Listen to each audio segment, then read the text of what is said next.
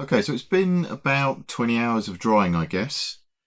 This is now dry, albeit not quite as rigid as I was hoping for. So I'm going to do the next coat substantially more PVA heavy, as it were. This little white section here is just me putting some glue in, really to act as a bit of filler between the sort of foam and the card model. But generally speaking, it's gone quite well. As you can tell, it's gone a lot darker than the colour yesterday would perhaps have suggested. Let me just move this over here a bit. So this is the other sort of sections. That's the first sort of look at that large hill that I said I was doing. So all I'm going to do now is literally repeat what we did yesterday, but with, as I say, slightly more heavy PVA focus, and I'm going to put some very fine sand down. Fine sand just because of the scale of the figures that we're using, and obviously what I want to do is cover up some of the imperfections in the surface, but also where we've got things like, excuse my hands in the way, where we've got some of this lead weight effect, make sure that that disappears from view. And then once I've done that, I'll come back and take a look at the stream there. So I'm just going to mix it up and be back shortly. Actually, before I start mixing, I just thought I'd share with you what paint I'm actually going to be using. So this is an earth undercoat, which is a Woodland Scenics, and then just a plain sort of, well, basic acrylic paint that I've been using to sort of darken it off. You can see this one is somewhat lighter, and I'm going to mix that with PVA and Mod Podge, and I'll show you what the mixture looks like. So here we are. I've basically got now a mud colour, I would say. It doesn't look substantially thicker at the moment, so I think I'm going to add a bit more to that in terms of PVA. But as I typically do, I've got this in a pot that's got a lid that sort of keeps it a bit airtight, so it prevents the mixture from evaporating too quickly. So this will form the basis for me doing the rest of the work.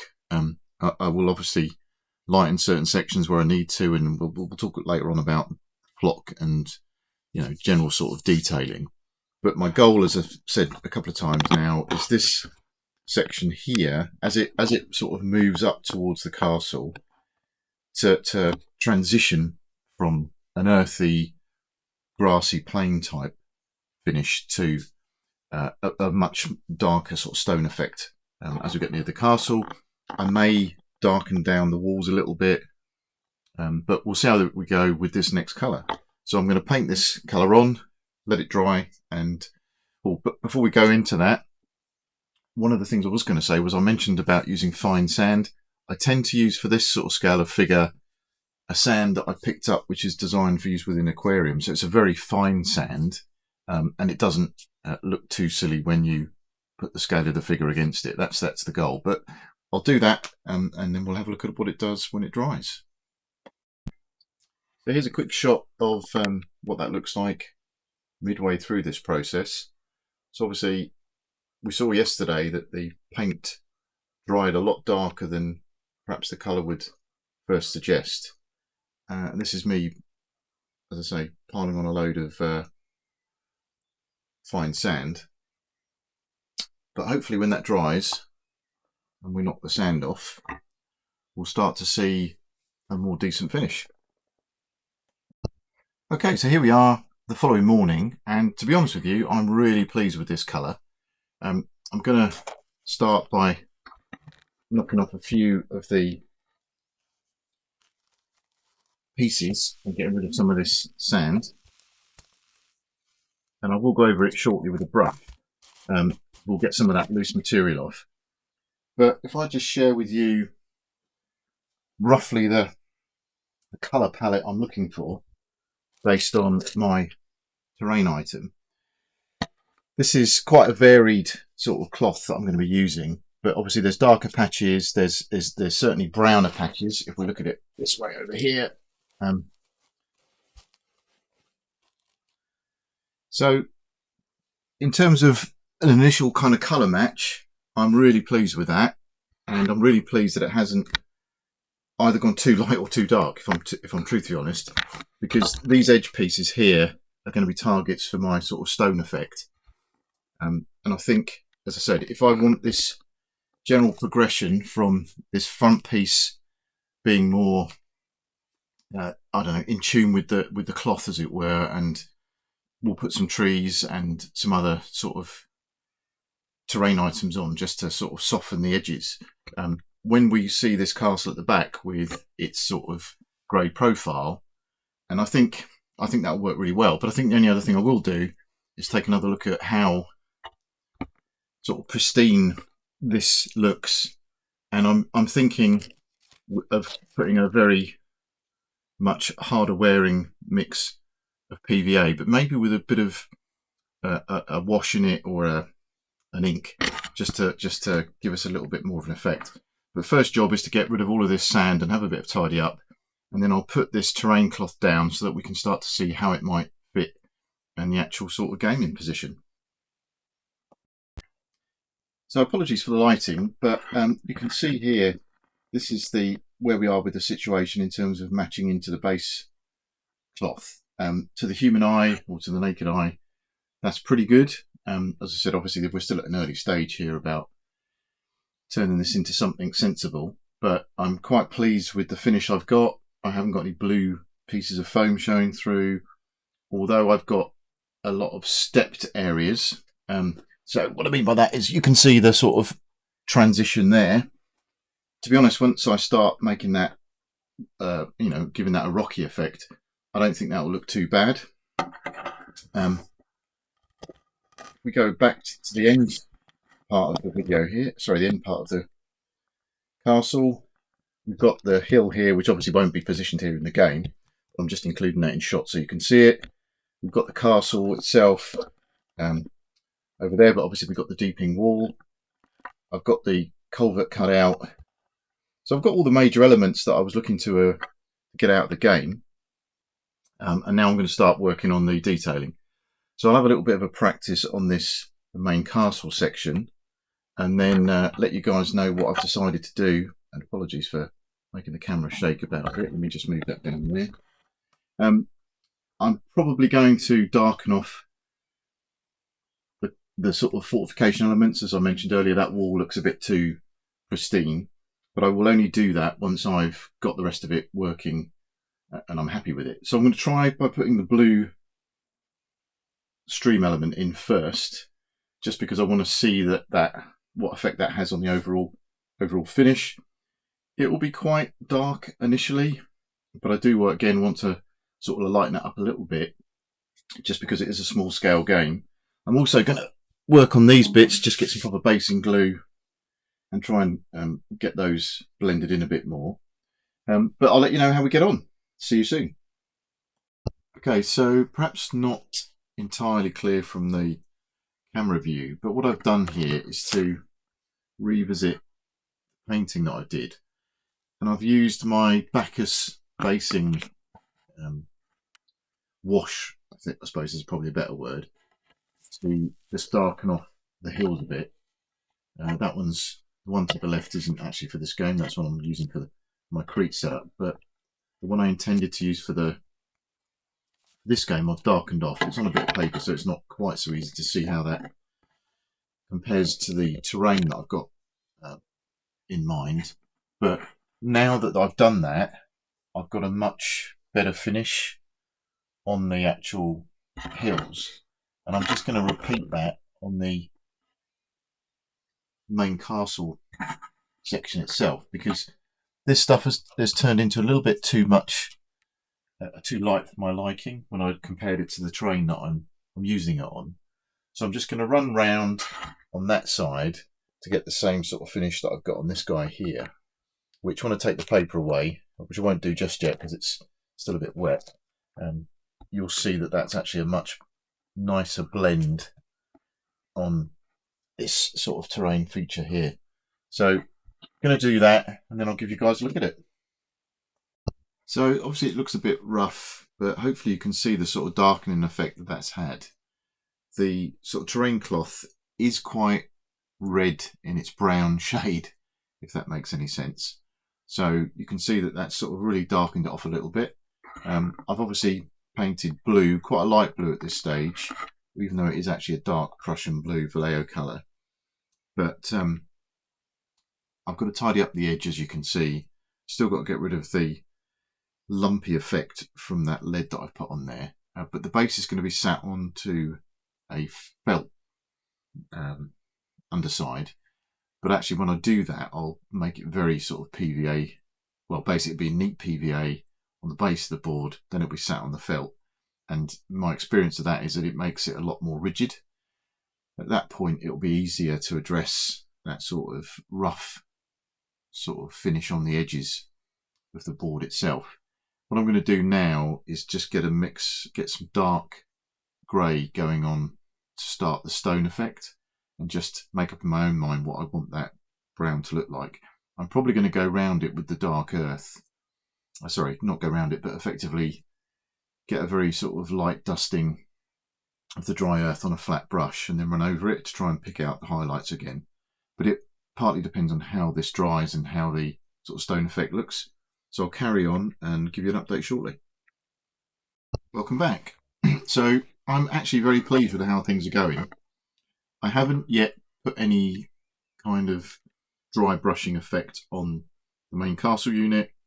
I have though added a little bit of lightning to the stream that flows around it, as you can see. Obviously not done anything to make it look truly like water as yet. But if you look down here, what I've got is the hill that we're going to put to the side with a bit of dry brushing on, and I really shouldn't call it dry brushing, it's just a lightly coated brush that I've used the dark earth, sorry, the earth colour that we saw earlier, which is this earth undercoat, sorry, excuse me.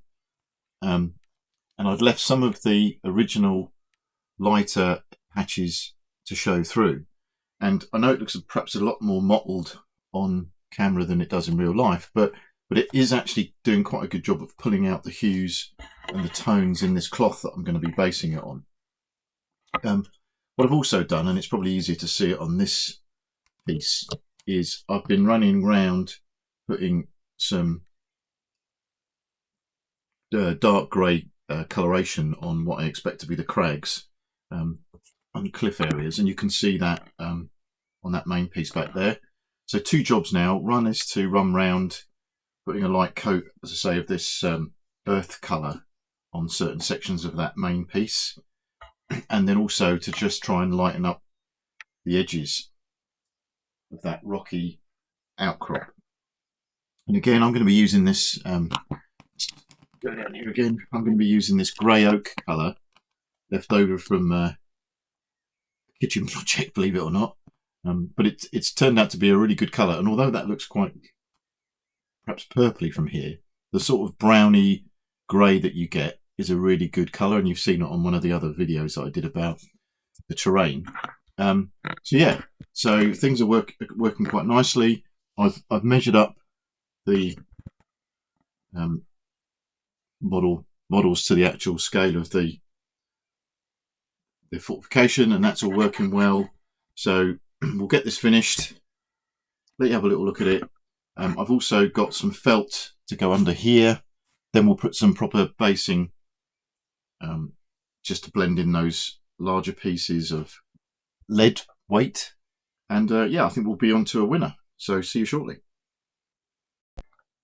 Hi there. Sorry, it occurred to me that I probably need to improve the lighting, so I've just done that a little bit so that you can get the whole lit scene, as it were. As you can see over there, I've started to highlight on the rocky promontory, and I just thought it was perhaps worth showing you how I do that. So I'm just getting over here